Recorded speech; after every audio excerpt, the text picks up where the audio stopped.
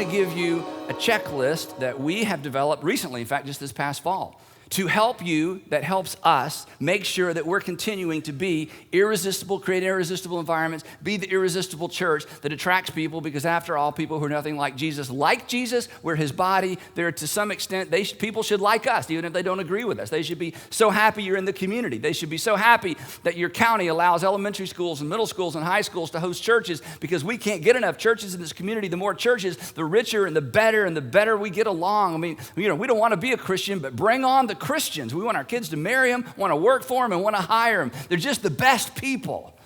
That should be our reputation, because people who are nothing like Jesus liked him, and he liked them right back. So today I want to give you kind of some real specific wording around how we try to keep that front and center. Before I do a little background.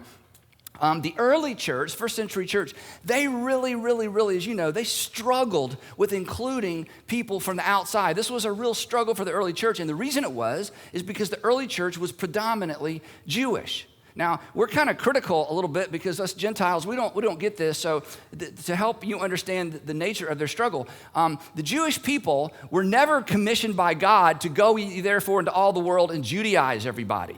In fact, it was the exact opposite.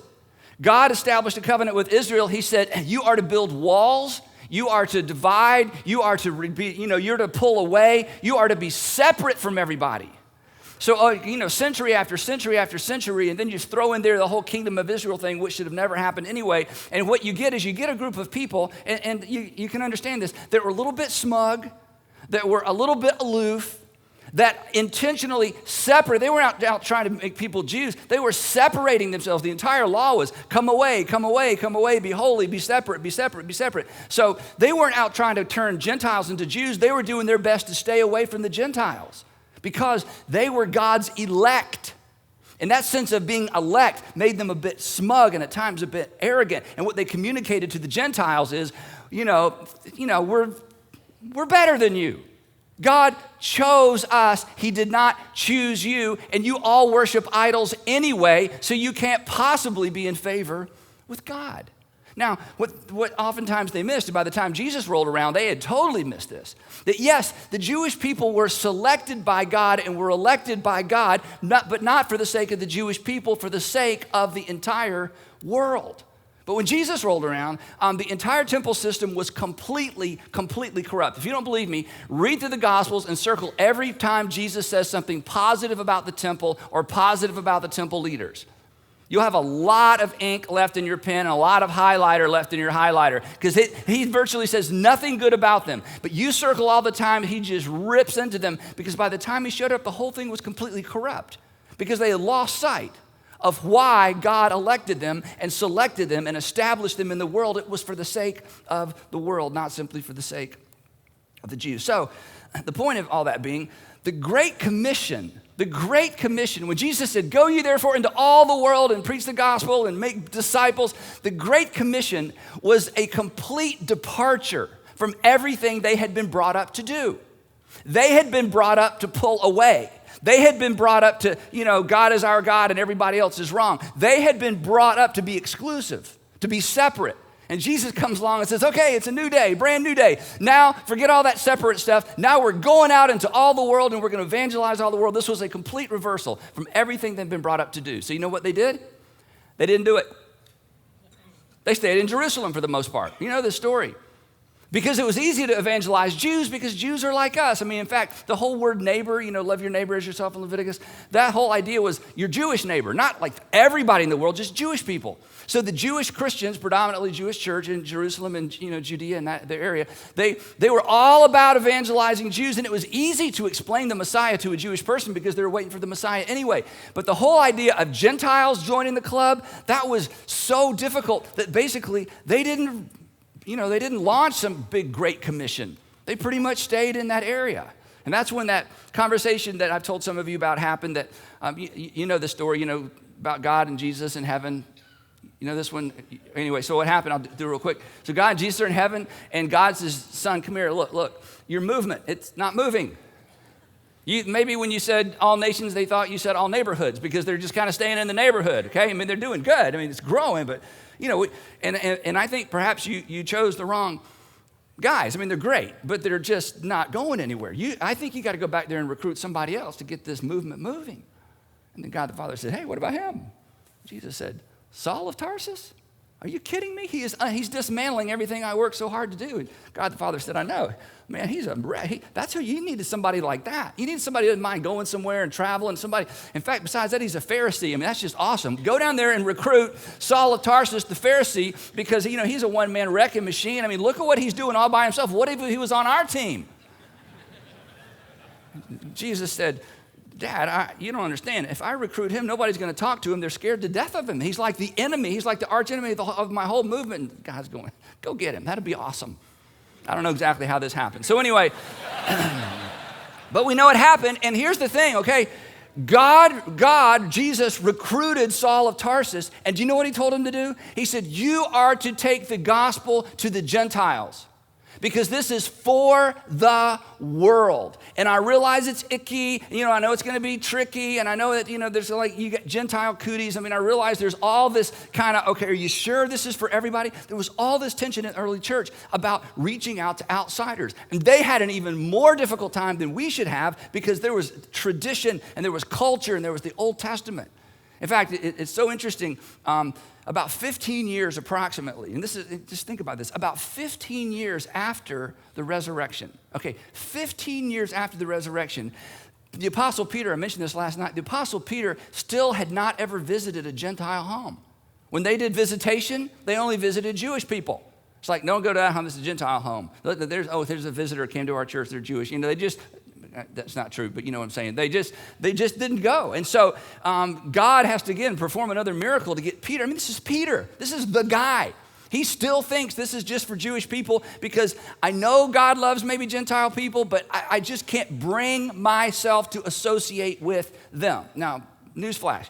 It is very difficult to go ye therefore into all the world if you will not associate with the people in all the world. So there was all this tension. So, he has this dream, and he's told to get up in the middle of this vision, and eat this food. And he says, oh, Lord, I'd never eaten this food before. So he argues with God in his vision, like, I'm not doing that. And God says, don't call what I've called clean unclean. So he rises up and eats this food in this vision. He wakes up. There's a knock on the door. There's some people there said, hey, Cornelius is our boss, and he sent us here to ask you to come and preach the gospel to his family. And so Peter, it's 15 years after the resurrection. He makes his way down there, and he gets to Cornelius' house, and the place is packed full of Gentiles, and Peter's got some friends with him, and he gets to the door, and it's like, okay, I can do this. This is such a big deal. And he steps across that threshold, and he is way outside of his comfort zone. And we read that story and go, what? This was such a big deal. I just want to read just one thing from Acts chapter 10. So you can imagine now, he's in this room full of Gentile people, okay? They're anxious. They want to hear the gospel because this is Peter. I mean, eyewitness, heard all the stories. Well, we heard you walked on water. We want to hear about that too. We got so many questions. So this is Peter. So Peter now, here he is. This is his speech. This is his introduction. This is his find common ground and win the crowd introduction. Here he goes. Here's what he said. And he said to them, you are well aware that it is against our law for a Jew to associate with a Gentile or visit a Gentile. You are well aware that it's amazing I'm even here. Our law that we believe came from God, our law tells us not to even associate with. Imagine if you grow up thinking I'm not supposed to associate with them, and then Jesus tells you, I want you to go out among them and evangelize them. No wonder they had such a difficult time. You know that our law from God tells us not even to associate with the Gentile. And then I'm sure later on he regretted this. And I'm sure, when Luke was writing all this down, if Peter was around, he's going, Luke, can we just not put that in there? Can we just tell him I went to Cornelius' house and the Holy Spirit came? Can we skip the details? Luke's like, I'm inspired. I have to write it this way, okay? I don't know how that happened either, but this is wonderful. In fact, this is the kind of thing you should tell your people when you preach. Okay, you don't have to leverage the authority of Scripture. You don't have to leverage it's inspired by God and verbally. You can believe all that because the Scripture talks about itself. But See, this is why we should take Acts seriously.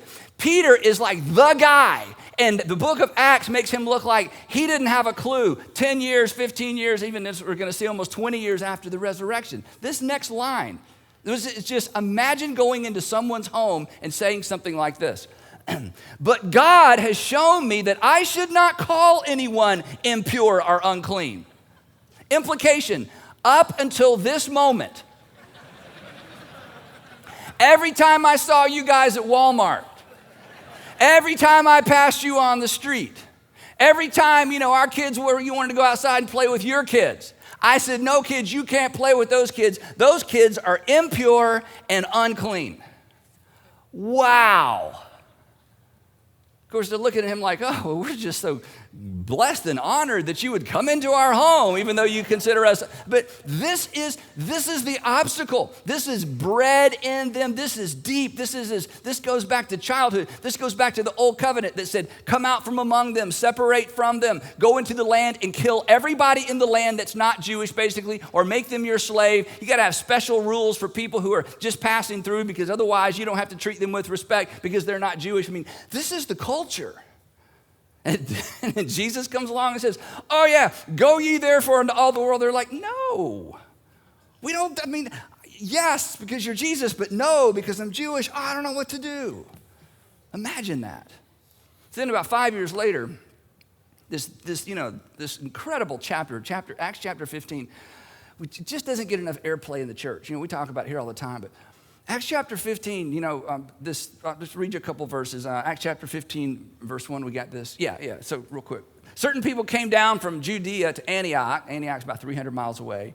And we're teaching the believers, okay, so they come from Jerusalem to Antioch. They're teaching these Christian Gentile people, unless you're circumcised, according to the custom taught by Moses, you can't be saved. In other words, so we're making a concession.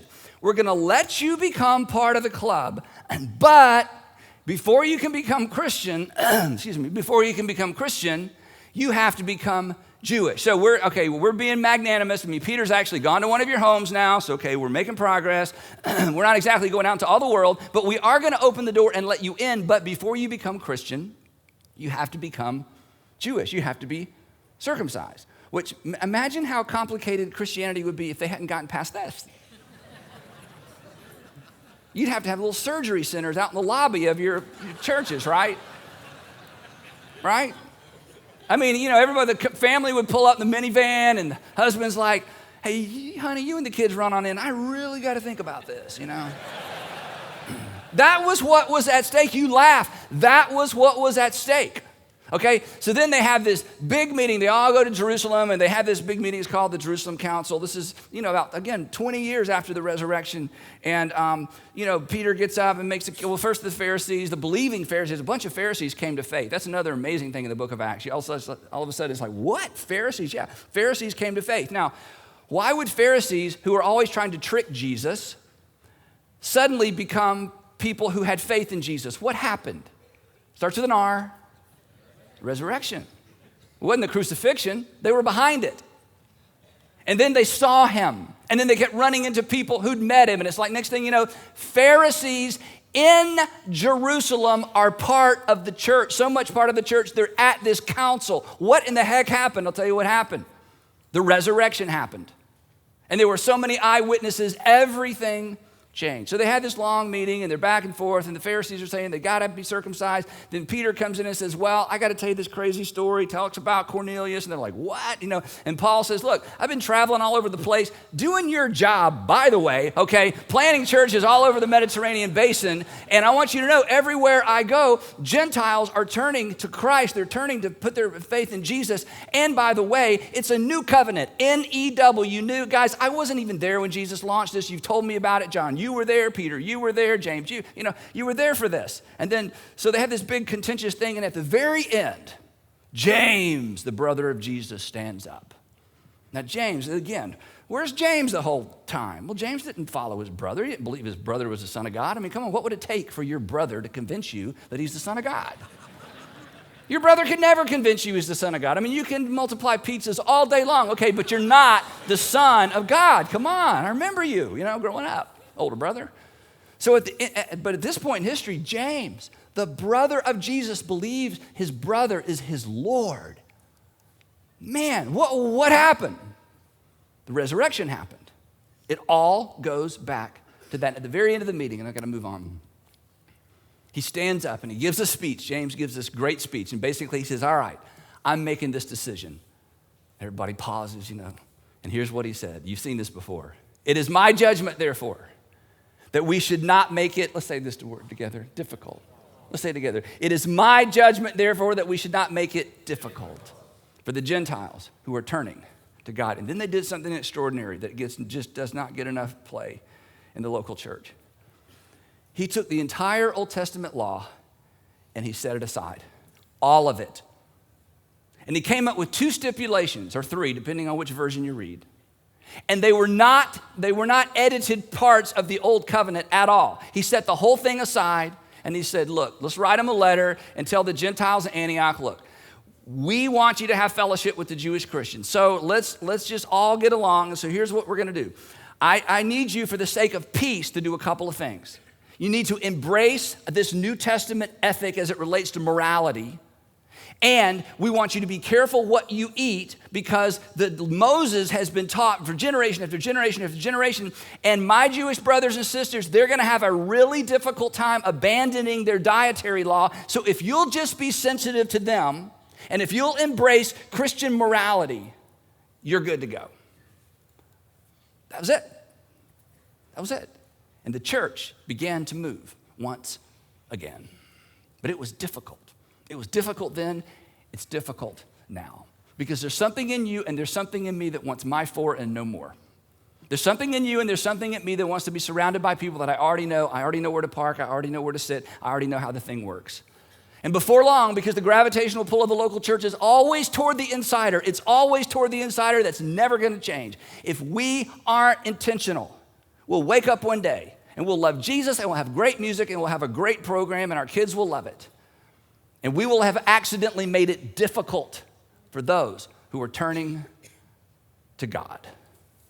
Because it's in us to do that, just like it was in them all those years ago. Come on. These were eyewitnesses of the resurrection and they still struggled with this. So of course we're going to struggle with it. So we took this verse. You see this verse, hopefully. There's plaques. It's painted on walls. It's all over our buildings. It's all over everything we do. Because these are our marching orders. And it's where we got this idea that we talk about all the time, that we want to create churches unchurched people love to attend, create churches unchurched people love to attend. We want people to love to be with us just like non-believers and people who are far from God love to be with Jesus. Well, they're not going to love everything about us, but we want them to love being with us. And we're not creating churches for unchurched people, because the church is the church. We don't get to decide what the church is. But we're trying to create churches that have removed every single obstacle possible for somebody who wants to take a step toward God, the people who are turning to God. So this past fall, as I mentioned, it occurred to me, we do this all the time, we talk about it all the time, but I thought, you know what, I like words and I like documents and I like sentences and I like memorable, because memorable is portable and portable is memorable. So this is a real big deal to me. So I'm like a word person. All of a sudden I realized, okay, if I were to survey our staff and ask the question, how do we make sure that our church continues to be irresistible? How do we ensure that our church continues to be a church for unchurched people? Everybody on our staff would probably give a right answer, but they wouldn't give the same answer. And if I asked the question, how do we know how we're doing? Everybody would hopefully give right answers. They wouldn't give the same answers. And I want us to have the same answers, because I want to make sure when this generation of church leaders from our church is gone, the next generation of church leaders doesn't drop the ball. So that has to be memorable, portable, and something that we can pass along. So I pulled together a random group of staff. This is just this past fall. Random group of staff. I said, okay, I know you're sick of talking about this, and I know we've got lots of lists, and I know we have lots of words. I think we need a new one. I want us to brainstorm, how do we ensure that we continue to get this right? And I want us to craft some language so that we can talk about it the same way. So we met, came up with this long list, shorten the list, and I took it to the leadership team, met, shorten the list, worked on the words, worked on the phrases, wordsmith, and took all of this stuff and we shrank it down to 3 questions. It took months took months. So I want to tell you what we came up with, because these are our current marching orders. These are the words we're currently using to make sure that we get this right. We call it the irresist list.